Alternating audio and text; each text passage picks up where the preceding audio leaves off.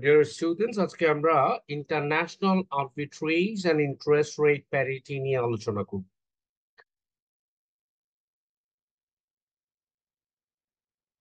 আমরা আরবিট্রেজ কে কি করে ডিফাইন করতে পারি?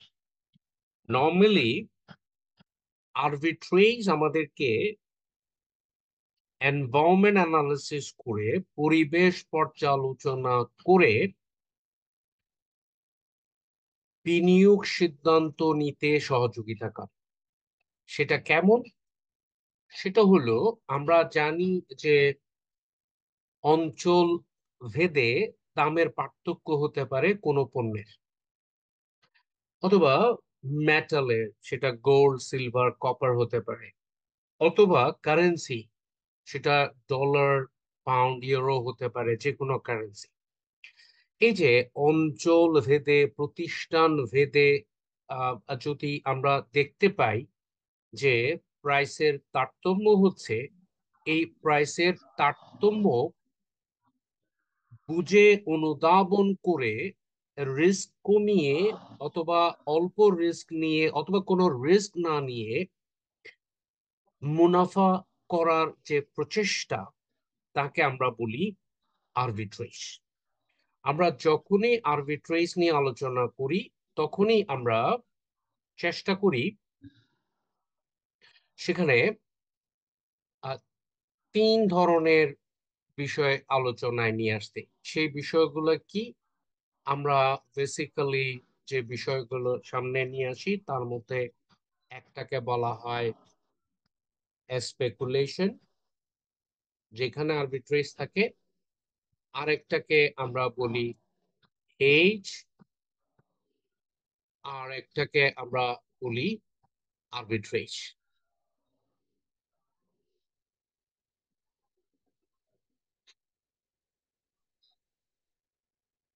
তাহলে আমরা বলছি যে আমরা যখনই আরবিট্রেজ আলোচনা করি, তখন আমরা এই বিষয়গুলো সামনে রাখি।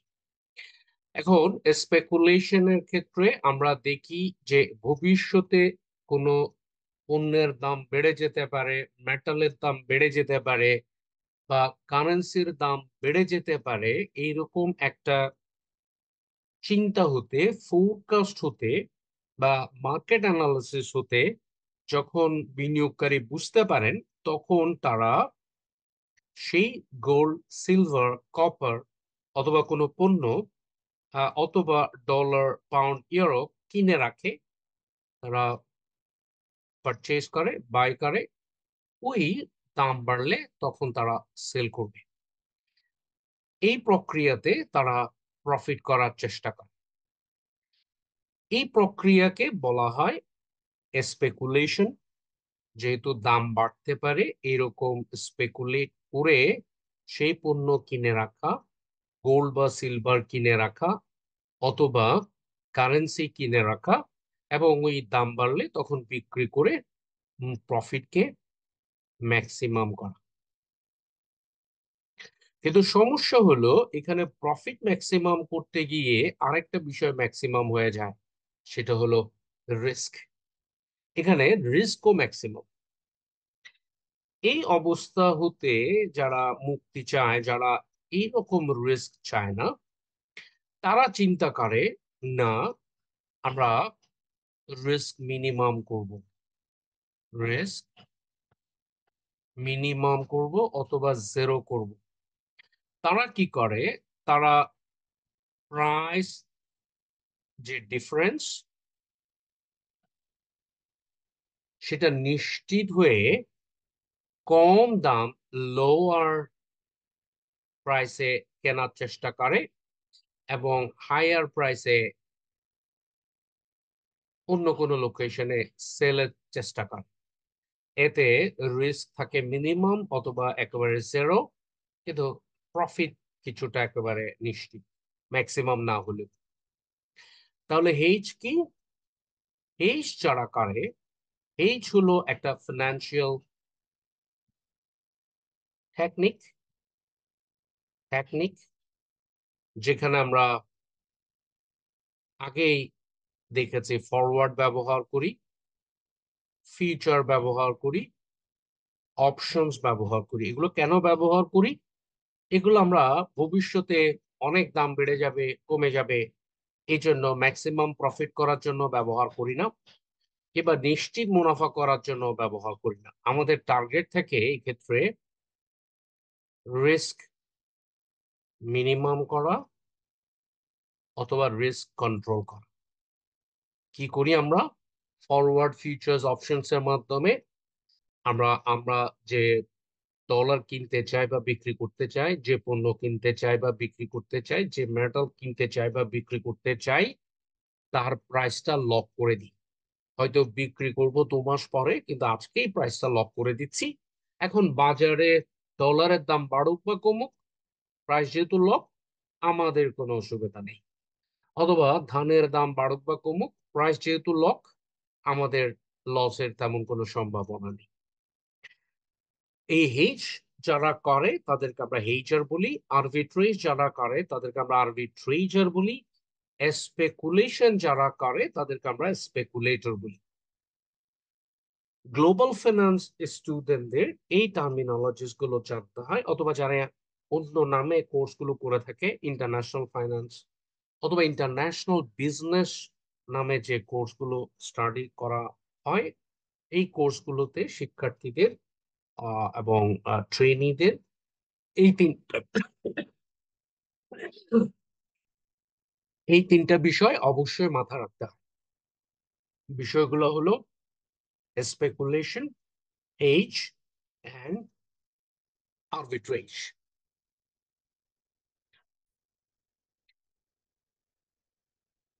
সো টেক্সটের ভাষায় আমরা আরবিট্রেজ কে এইভাবে ডিফাইন করতে পারি: can be loosely define as capitalizing on a discrepancy in quoted prices to make a riskless profit। অর্থাৎ আমরা প্রাইসের পার্থক্য ব্যবহার করে যদি মিনিমাম ঝুঁকি বা জিরো ঝুঁকিতে মুনাফা করতে পারি ক্রয় এবং বিক্রয়ের মাধ্যমে, তখন সেখানে আরবিট্রেজ প্রতিষ্ঠিত হয়। এবং এই পদ্ধতিতে যারা কাজ করে তাদেরকে আমরা বলি আরবি ট্রেজার।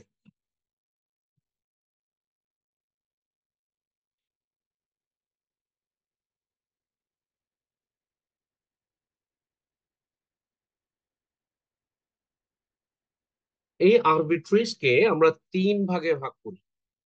আমরা বলছি locational arbitrage, triangular arbitrage and covered interest arbitrage. আমরা প্রথমেই জানার চেষ্টা করব লোকেশনাল আরবিট্রেজ। লোকেশনাল আরবিট্রেজ আমরা যদি নামটা খেয়াল করি, তাহলে প্রপারলি আমরা বুঝতে পারবো যে এখানে লোকেশন ইম্পর্টেন্ট। অর্থাৎ দুটো ডিফারেন্ট লোকেশন আমরা এখানে বিবেচনায় রাখবো। আমরা টেক্সটের ভাষায় যদি ডিফাইন করি, তাহলে আমরা বলতে পারি যে locational arbitrage is possible when a bank's buying price is higher than another bank's selling price। আমরা বাইং প্রাইসকে বিড প্রাইস বলি, আর সেলিং প্রাইসকে আস্ক প্রাইস বলি।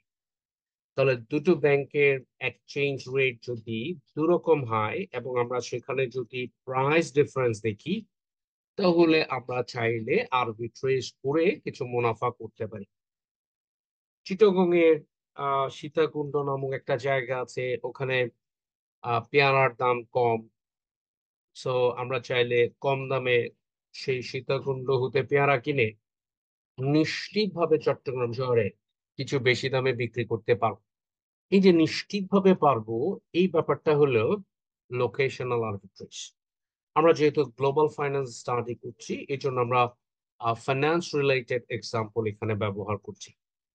আমরা দুটো ব্যাংক আমাদের এক্সাম্পলে দেখছি, একটা হলো ব্যাংক সি আর একটা হলো ব্যাংক ডি।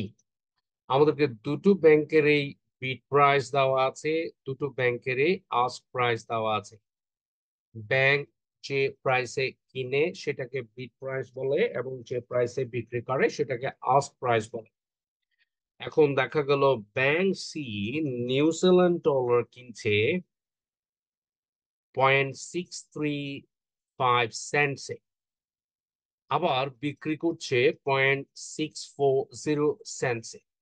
তার মানে ক্লিয়ারলি তাদের কেনার প্রাইস একটু কম এবং বিক্রির প্রাইস একটু বেশি, কারণ এই পদ্ধতিতে ব্যাংক মুনাফা করে থাকে।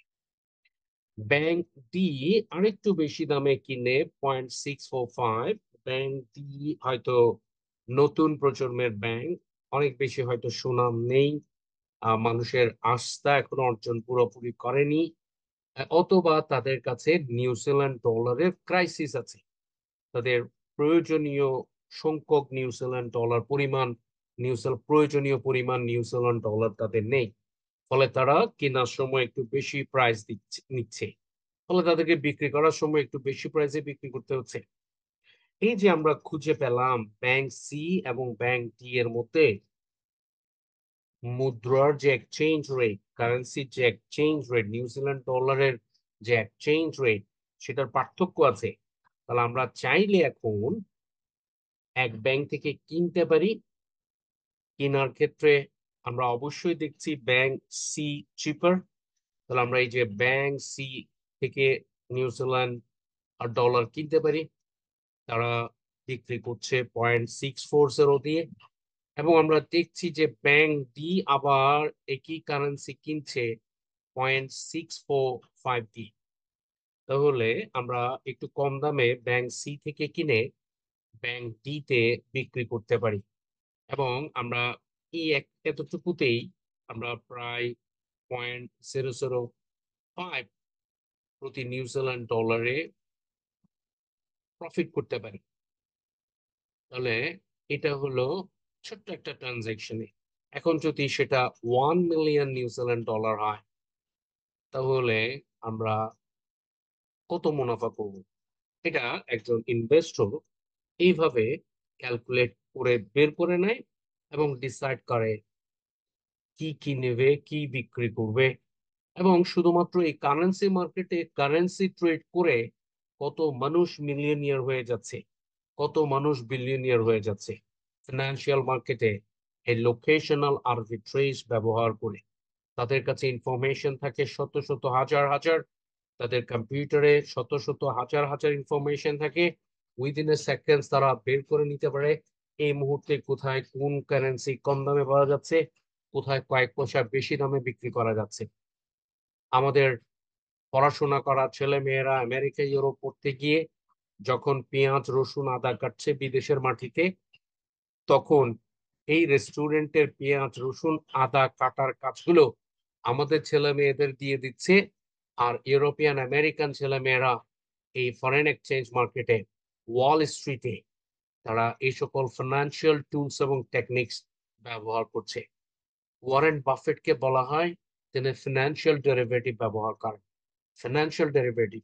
কিন্তু ওনার পড়াশোনা তো শুধু লেভেল পর্যন্ত, তারপর একটা কমিউনিকেশনের ডিপ্লোমা, কিন্তু তিনি ডেরিভেটিভ ব্যবহার করছেন। এই বিড এবং আস্কের ডিফারেন্সকে বলা হয় স্প্রেড।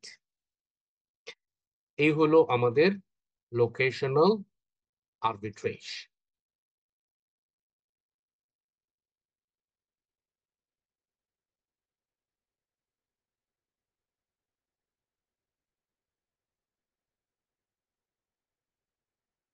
এবার আমরা আলোচনা করব ট্রায়াঙ্গুলার আরবিট্রেজ, এবং ট্রায়াঙ্গুলার আরবিট্রেজ খুব ভালো করে অনুধাবন করতে হবে। কারণ আমি যতই আলোচনা করি দেখা গেল পরীক্ষায় তো দেওয়া হবে অবশ্যই, এবং পরীক্ষায় দিলে প্রায় স্টুডেন্টরা ভুল করছে, এবং অনেক ভালো ভালো ফলাফল যারা করেছে তারা ফাইনালে খারাপ করে বসছে। ফলে এই ট্রায়াঙ্গুলার আরবিট্রেজ আমি বলছি যে একটু মনোযোগ দিয়ে শোনার জন্য।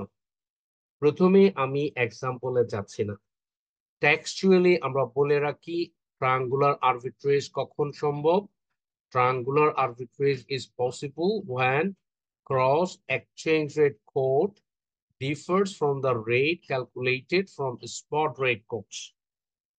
আমরা exchange rate determination এ direct exchange rate, indirect exchange rate এবং cross exchange rate ক্যালকুলেট করা শিখেছিলাম। এই যে বলা হচ্ছে যে আমরা যে ক্রস এক্সচেঞ্জ রেট ক্যালকুলেট করা শিখেছিলাম, এই যে ক্রস এক্সচেঞ্জ রেট আমরা যেটা ক্যালকুলেট করেছি, এই যে calculated from spot rate codes, আমরা যেটা ক্যালকুলেট করেছি সেটা যদি ব্যাংকের যে ক্রস এক্সচেঞ্জ রেট কোড, আমরা ব্যাংকে গেলে সেখানে একটা ডিজিটাল বোর্ড দেখব, সেখানে বিভিন্ন ধরনের এক্সচেঞ্জ রেট গুলো দেওয়া আছে, এভাবে বিভিন্ন এক্সচেঞ্জ রেট দেওয়া থাকে, এটাকে বলে ব্যাংক কোড। তাহলে ব্যাংক যে ক্রস এক্সচেঞ্জ রেট কোড দিয়ে দেয় আর আমরা ক্যালকুলেট করে যেটা বের করেছি, এই দুটোর মধ্যে যদি ডিফারেন্স থাকে তাহলে নিশ্চিতভাবে ট্রায়াঙ্গুলার আরবিট্রেজ করা সম্ভব। এখন সাধারণভাবে ট্রায়াঙ্গুলার আরবিট্রেজ দেখতে কেমন?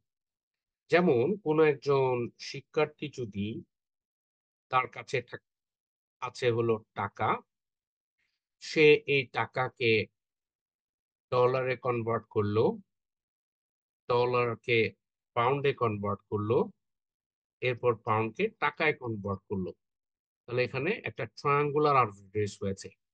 টাকাকে ডলার, ডলারকে পাউন্ড এবং পাউন্ডকে টাকা, এইভাবে সে প্রফিট করতে পারে। যদি দেখা যায় এই সার্কেলে সে ক্যালকুলেট করে দেখেছে তার প্রফিট হচ্ছে না, লস হচ্ছে, তাহলে আমরা চাইলে সার্কেলটা উল্টিয়ে দিতে পারি। আমরা চাইলে টাকাকে পাউন্ড করতে পারি, পাউন্ডকে ডলারে কনভার্ট করতে পারি, ডলারকে টাকা, সার্কেলটা উল্টিয়ে দিলেই তাহলে এখানে প্রফিট হয়ে যাবে। এই যে আমরা তিনটা কারেন্সি ব্যবহার করে এক্সচেঞ্জ রেটের মাধ্যমে মুনাফা করার চেষ্টা চালাচ্ছি, এটাকে বলে ট্রায়াঙ্গুলার আরবিট্রেজ। এবং এখানে মুনাফা কখন হবে বলেছি, যদি ব্যাংক যে কোড দেয় আর আমরা যেটা ক্যালকুলেট করা শিখেছি ক্রস এক্সচেঞ্জ রেট, এটার মধ্যে যদি ক্যালকুলেট করে দেখা যায় যে ডিফারেন্স হয়েছে, তাহলেই কেবলমাত্র এই ট্রায়াঙ্গুলার আরবিট্রেজ করা সম্ভব।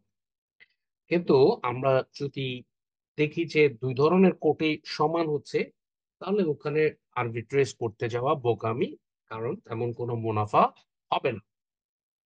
এবার আমরা খুব মনোযোগ দিয়ে আমাদের এক্সাম্পলটা বোঝার চেষ্টা করি।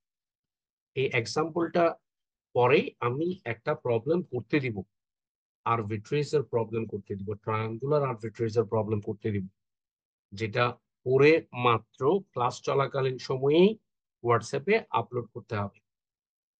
এবং অবভিয়াসলি ফার্স্ট এবং সেকেন্ড বিবেচনা রাখা হবে কোন দুজন প্রথম এবং দ্বিতীয় হয়েছে। আমাদের কয়টা কারেন্সি লাগবে ট্রায়াঙ্গুলার আরবিট্রেজ করতে? তিনটা। তার মানে এখানে একটা কি দেওয়া আছে, পাউন্ড, একটা রিঙ্গিট, আর একটা ডলার। কোথায় ডলার? এই যে ডলার। আমরা বিড মানি জানি হলো ব্যাংকের বাই রেট, আস্ক মানি জানি হলো ব্যাংকের সেল রেট। এখন আমরা আমেরিকান কনটেক্সটে যদি চিন্তা করি, তাহলে এই এক্সাম্পলে হোম কারেন্সি হলো ডলার। তার মানে একজন ব্যক্তির কাছে সবসময় ডলার থাকে, তাকে যদি আরবিট্রেজ করতে হয় তাহলে তার আরবিট্রেজটা ডলার দিয়ে শুরু করতে হবে।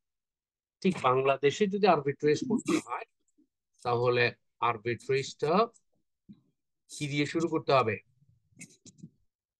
স্যার টাকা। টাকা দিয়ে শুরু করতে হবে। তাহলে আমেরিকান কনটেক্সটে যদি ডলার দিয়ে শুরু হয়, আমাদের কাছে টাকা থাকে, আমরা টাকা দিয়ে শুরু করব।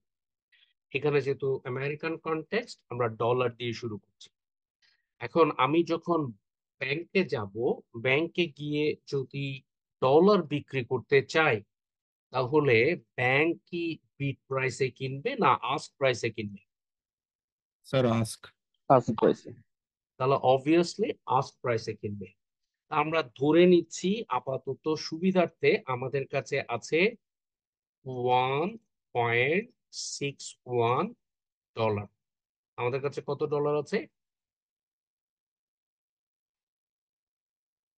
1.61 ডলার নাকি? জি স্যার।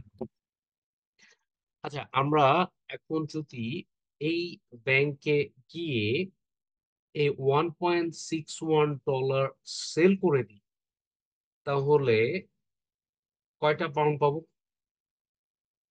স্যার একটা। একটা পাউন্ড পাবো। আচ্ছা, তাহলে আমরা ধরে নিলাম যে আমরা এটা সেল করে দিচ্ছি। সেল করে দিলে ব্যাংক তো কেন কিনবে? তাহলে ব্যাংক তো 1.61 প্রাইসে কিনবে না, ব্যাংক তো ক্রেতা, বিড। তাহলে ব্যাংক আসলে কি করবে? ব্যাংক কিনবে। তাহলে ব্যাংক কিনবে, ব্যাংকে গিয়ে যদি আমি, আমার কাছে 1.61 থাকুক, কিন্তু আমি ব্যাংকে গিয়ে যদি 1.60 দিই, কত দিই? 1.60 নাকি? জি স্যার। 1.60 দিলে ব্যাংক আমাকে কি দিবে? Sir 1 British pound. 1 British pound দিবে, তাই তো? নাকি অন্য কিছু?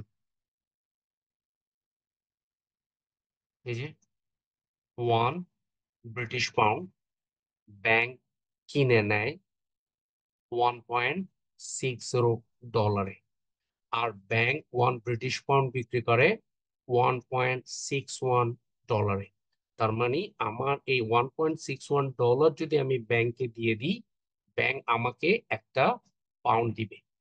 আর আমি যদি ব্যাংকে একটা পাউন্ড দিই, ব্যাংক আমাকে কিন্তু কম দিবে, 1.60 দিবে। আর আমি যদি একটা পাউন্ড নিতে চাই, কিনতে চাই, তাহলে ব্যাংক আমার কাছ থেকে কত নিয়ে নিবে? 1.61। এতটুকু ক্লিয়ার রাখতে হবে, কিন্তু আমি দুটোই আলোচনা করেছি, ভিডিও আস্কো। তাহলে এখন $1.61 যদি আমি ব্যাংকে দিয়ে দিই, ব্যাংক আমাকে দিল একটা পাউন্ড। এই পাউন্ড নিয়ে বসে থাকলে কি আমার আরবিট্রেজ হবে? ট্রায়াঙ্গুলার আরবিট্রেজ হবে? No sir. এখন আমাদেরকে দেখতে হবে এই পাউন্ডকে, এখানে যেহেতু তিনটা কারেন্সি আছে, এই পাউন্ডকে রিঙ্গিটে কনভার্ট করা যায় কিনা। আমাদের যে ইনফরমেশন এখানে দেওয়া আছে, সেখানে আমি যদি এই পাউন্ড ব্যাংকে নিয়ে যাই রিঙ্গিট কেনার জন্য, তাহলে ব্যাংক কি বিট প্রাইসে কিনবে না আস্ক প্রাইসে কিনবে? স্যার বিট বিট প্রাইসে। প্রাইসে। তাহলে ব্যাংক আমাকে 1 পাউন্ডের বিপরীতে মাত্র কত রিঙ্গিট দিবে? 8.10। 8.10। 8.10। তাহলে 1 পাউন্ড সমান এখন কত রিঙ্গিট হলো?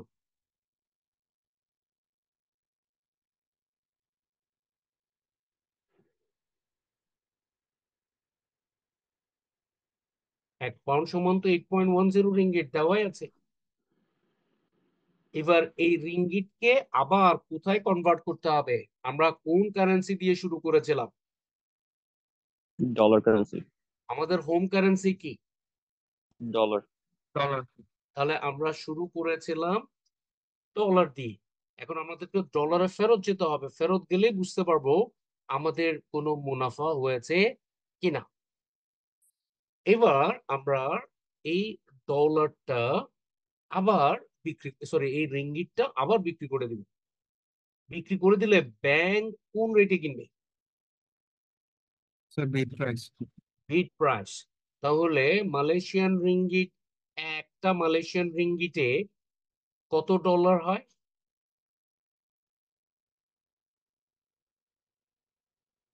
এই যে দেওয়া আছে বিট প্রাইস,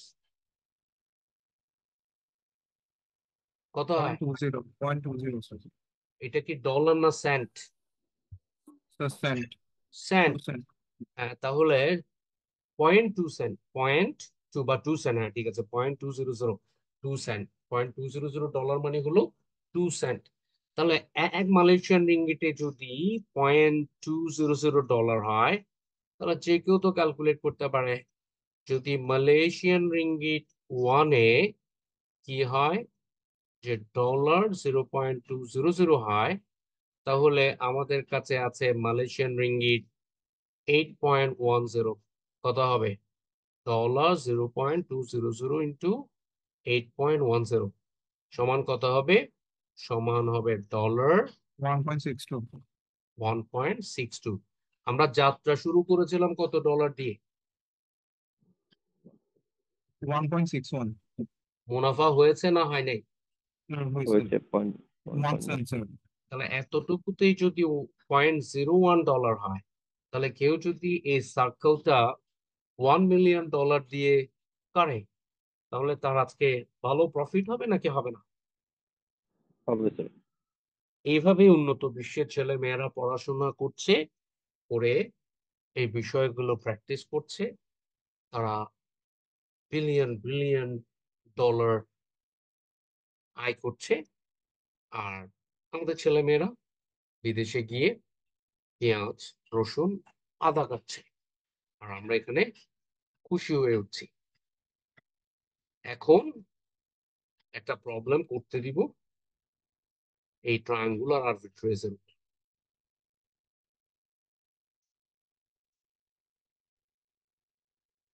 আমাদের আলোচনায় তৃতীয়টা ছিল কাভার্ড ইন্টারেস্ট আরবিট্রেজ। প্রথমটা লোকেশনাল আরবিট্রেজ, দ্বিতীয়টা ট্রায়াঙ্গুলার আরবিট্রেজ এবং তৃতীয়টা কাভার্ড ইন্টারেস্ট আরবিট্রেজ। আমরা নাম হতে অনুমান করতে পারি এখানে আমরা দুটো কারেন্সির যে ইন্টারেস্ট রেট ডিফারেন্সিয়ালস বা দুটো দেশের মুদ্রার বিনিয়োগের ক্ষেত্রে যে ইন্টারেস্ট রেট ডিফারেন্সেস, তার ভিত্তিতে মুনাফা করার চেষ্টা করি। তাহলে আমরা দেখি কাভার্ড ইন্টারেস্ট আরবিট্রেজ আসলে কি। এক্ষেত্রে আমরা কি করছি, আমরা বলছি যে is the process of capitalizing on the interest rate differential. Locational arbitrage ছিল price differential। আমরা triangular arbitrage এর ক্ষেত্রে পেলাম cross exchange rate differential। covered interest arbitrage এর ক্ষেত্রে আমরা বলছি interest rate differential between two countries while covering for exchange rate risk। এটাকে আমরা এক ধরনের স্ট্র্যাটেজিও বলতে পারি। স্ট্র্যাটেজি কাদের স্ট্র্যাটেজি? Investors strategy. তারা কি করছে? তারা চেষ্টা করছে এমন একটা কারেন্সি বড় করতে যেটার ইন্টারেস্ট রেট লেস। তাহলে তারা এক্ষেত্রে কি করছে? এমন একটা কারেন্সি চুজ করছে যেটার ইন্টারেস্ট রেট লেস। এরপর আরেকটা কারেন্সি চুজ করছে যে কারেন্সিতে ইনভেস্ট করলে তারা বেশি ইন্টারেস্ট পাচ্ছে, হাই ইন্টারেস্ট। তাহলে এখানে তারা করছে বড় একটা চিপার ইন্টারেস্ট রেটের কারেন্সি, তারপর সেটাকে কনভার্ট করছে এমন একটা কারেন্সিতে যে কারেন্সিতে ইনভেস্ট করলে হায়ার ইন্টারেস্ট পাওয়া যায়। একটা নির্দিষ্ট সময় পরে এই প্রক্রিয়া হতে তারা মুনাফা করবে এবং এই পুরো প্রক্রিয়াটাকে আমরা বলছি কাভার্ড ইন্টারেস্ট আরবিট্রেজ। কিন্তু প্রশ্ন হলো এটাকে কেন কাভার্ড বলা হচ্ছে? বিকজ দ্য ইনভেস্টর হেজেস, ওই যে আমাদের শব্দ ছিল স্পেকুলেশন, হেজ, আরবিট্রেজ। এখানে ইনভেস্টররা হেজ করছে against exchange rate risk by simultaneously entering into a forward contract to sell the currency they bought in the spot market at a predetermined future date and exchange rate. কেন হয়েছে? কারণ এখানে সাইমultaneously দুটো contract হচ্ছে। একটা হলো স্পটে বড় হচ্ছে, আবার স্পটে একটা নির্দিষ্ট কারেন্সি তারা নিচ্ছে, কিনছে অথবা বড় করছে। আরেকটা হলো একই সময়ে তারা একটা ফরওয়ার্ড কন্ট্রাক্ট করছে, যে নির্দিষ্ট সময় পরে যে কারেন্সিটা সেল করে দিবে। এই যে নির্দিষ্ট সময় পরে কারেন্সিটা সেল করবে, এই ফরওয়ার্ড কন্ট্রাক্টটাও সাইমultaneously হচ্ছে। এই কারণে এটাকে বলা হচ্ছে কাভার্ড। এইভাবে হয়তো বুঝতে অসুবিধা হবে, এই জন্য আমরা একটা এক্সাম্পল সামনে রেখে বোঝার চেষ্টা করি। একেবারে এই প্রক্রিয়াটা আমি মুখে যা বলেছি সেটা একটা এক্সাম্পল দিয়ে বোঝার চেষ্টা করি। আমাদের সামনে দেখি একটা এক্সাম্পল নিয়ে আসি। ওকে, এবার আমরা স্লোলি বোঝার চেষ্টা করি যে কাভার্ড ইন্টারেস্ট আরবিট্রেজ কিভাবে কাজ করে। আমরা প্রথমেই একটা দুটো কারেন্সির এক্সচেঞ্জ রেট জেনে নিলাম, একটা হলো ইউএস ডলার আর একটা হলো British pound. $1 equals to 0.75 pound. আমরা আরো অ্যাসিউম করছি বা বাজার থেকে তথ্য পেয়েছি, সেটা হলো এই যে ইন্টারেস্ট রেট ডিফারেন্সিয়াল ইউএস মার্কেটে ডলার রিলেটেড ইনভেস্টমেন্টে ইন্টারেস্ট রেট হলো 3%, আর ইউকে মার্কেটে পাউন্ড রিলেটেড ইনভেস্টমেন্টে ইন্টারেস্ট রেট হলো 5%। এটা আমাদের জানা খুব দরকার ছিল, কারণ আমরা প্রফিট করার চেষ্টা করব ইন্টারেস্ট রেট ডিফারেন্সিয়াল থেকে। কিন্তু এখানে এটাকে কাভার্ড বলা হয়, কারণ আমরা শুধুমাত্র এই ইন্টারেস্ট রেট ডিফারেন্সিয়ালস বিবেচনায় রাখছি না, আমাদের এটাও বিবেচনায় রাখতে হচ্ছে আমরা যে আমাদের হোম কারেন্সিকে অন্য একটা কারেন্সিতে কনভার্ট করেছি, কিন্তু দিনের শেষে সেটা তো আবার হোম কারেন্সিতে ফেরত আনতে হবে। ফলে আমরা একটা ফরওয়ার্ড কন্ট্রাক্টর সাথে সাইন করছি যে নির্দিষ্ট সময় পরে আমরা এই পাউন্ডটা বিক্রি করে দেব। এখন উপরে যে ছোট্ট ইনফরমেশন আছে, এতটুকু ইনফরমেশনের ভিত্তিতেই একজন financial analyst, finance graduate, global finance expert বা ইন্টারন্যাশনাল ফাইন্যান্স এক্সপার্ট তারা মুনাফা করতে পারে। কি করতে পারে? নিজের কাছে কারেন্সিও নাই। আমাদের এক্সাম্পল নিলাম, আমরা বড় করছি $1 মিলিয়ন। আমরা ইতিমধ্যেই জেনেছি যে ডলারের ইন্টারেস্ট রেট হলো 3%। তাহলে আমরা যদি একটা আমরা যদি $1 মিলিয়ন বড় করি for a certain period of time, যেখানে ইন্টারেস্ট রেট হলো 3%, তাহলে আমাদেরকে দিনের শেষে ইন্টারেস্ট পরিশোধ করতে হবে 30,000। 3%, 1 মিলিয়ন, 30,000। কিন্তু আমরা তো এটাও জানি যে পাউন্ডে যদি ইনভেস্ট করতে পারি তাহলে আমরা ভালো মুনাফা পাবো। ফলে আমরা আর অপেক্ষা করছি না, আমাদের হাতে থাকা বড় করা একেবারে ঋণ নেওয়া, মানে কুঁয়ের তেলে কুঁই যেভাবে ভাজে ব্যবসায়ীরা, ঠিক সেরকমই একটা ফিনান্সিয়াল টেকনিক। আমরা বড় করেছি 1 মিলিয়ন, এখন সেটাকে পাউন্ডে কনভার্ট করব। কনভার্ট করার জন্য আমাদের এক্সচেঞ্জ রেট দেওয়া ছিল $1 ইকুয়ালস 0.75 গ্রেট ব্রিটেন পাউন্ড। এক্ষেত্রে তাহলে আমরা আমাদের এক্সাম্পলে কি দেখতে পাচ্ছি? আমরা আমাদের এক্সাম্পলে দেখতে পাচ্ছি যে কনভার্ট করলে 0.75 করে, তাহলে আমাদের 1 মিলিয়ন পাউন্ড হয়ে যাবে 750,000 পাউন্ড। আমাদের এই ইনফরমেশন দেওয়া ছিল যদি পাউন্ডে কোনো ইনভেস্ট করা হয় তাহলে সেক্ষেত্রে 5% হারে ইন্টারেস্ট পাওয়া যায়। তাহলে আমাদের 750,000 পাউন্ড আমরা ইউকে বিনিয়োগ করব, আমরা ইউকে বন্ডসে বিনিয়োগ করছি। এক্ষেত্রে আমরা পাবো 5% হার ইন্টারেস্ট। তাহলে আমরা ইন্টারেস্ট পাবো নির্দিষ্ট সময় শেষে 37,500 পাউন্ড। অর্থাৎ আমরা এখানে ক্লিয়ারলি দেখতে পাচ্ছি যে কিছু একটা মুনাফা হবে। কিন্তু আমরা সরাসরি লাস্ট লাইনে যাচ্ছি না, আমরা স্টেপ 4-এ দেখি। কারণ আমরা বলেছিলাম এই ডলারটা তো বিক্রি করতে হবে। তাহলে বিক্রি করতে হলে আমরা আজকের দিনেই যখন এই ঘটনাগুলো ঘটাচ্ছি সেদিন একটা ফরওয়ার্ড কন্ট্রাক্ট করে রাখছি, যাতে ভবিষ্যতে প্রাইস লক থাকে। আমরা যে 750,000 পাউন্ড যেটা আমরা বিনিয়োগ করেছি, মেয়াদ শেষে টাকাটা পাউন্ডটা ফেরত পাবো, এটা তো আবার বিক্রি করতে হবে। তাহলে আমরা এটা বিক্রির জন্য ফরওয়ার্ড কন্ট্রাক্ট করে রাখলাম আজকের এক্সচেঞ্জ রেটই।